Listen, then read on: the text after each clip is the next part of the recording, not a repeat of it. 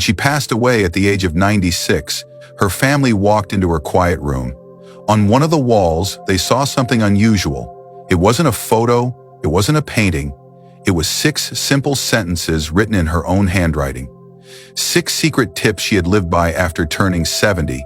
These weren't medical rules, they weren't complicated instructions, they were gentle reminders, words that helped her find peace and meaning in her later years. And today, I want to share those 6 tips with you.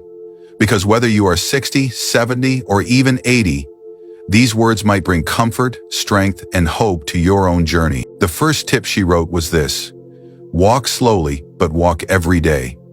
Even when her legs became weak, she held onto the wall and took slow steps down her hallway. She believed that movement, no matter how small, was life itself. A walk doesn't need to be long or fast.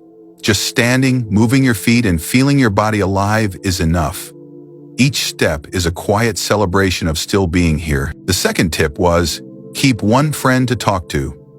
As she grew older, many friends passed away, and her days became quieter.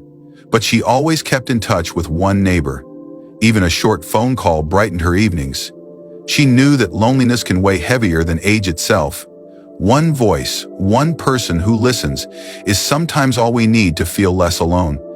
You don't need a crowd, you just need one true connection. The third tip she left on her wall was, don't complain about the past.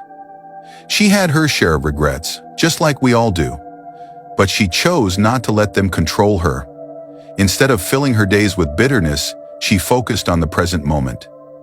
Complaining would not change what had already happened. What mattered was the day in front of her. She taught herself to let the past rest so she could live with more peace today. The fourth tip was, share something small every day. She never had much, but she always gave something. Sometimes it was fruit from her small garden. Other times it was simply a smile or a kind word. She believed giving, no matter how small, made life lighter. When we share even the simplest things, we remind ourselves that we are still connected to others and our lives still have value. The fifth tip she wrote was rest without guilt. As her body grew tired, she rested more often. She would nap under her favorite blanket in the afternoon without apologizing. She never felt guilty about needing more rest. She believed that resting was not a waste of life. It was part of life. As we age, our bodies ask for peace, and it is not weakness to listen, it is wisdom. And finally, her sixth tip was, thank the morning. Every day when she opened her eyes, she whispered the words, thank you. It didn't matter if the day was busy or slow, easy or hard. She believed gratitude was the secret to keeping her heart young. Each morning was a gift. Each sunrise was proof that life had not finished with her yet. When her family stood in that room and read those words, they realized she had left them more than advice. She had left them a way of living. 6 sentences written on a wall, but carrying a lifetime of wisdom. Her wall may now be empty, but her words remain alive.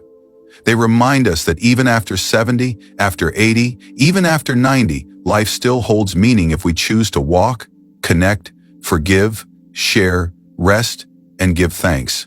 If this story touched your heart, share your thoughts in the comments. Write "Wisdom lives on" below and let us know where you're watching from. Because sometimes, the smallest words carry the greatest lessons.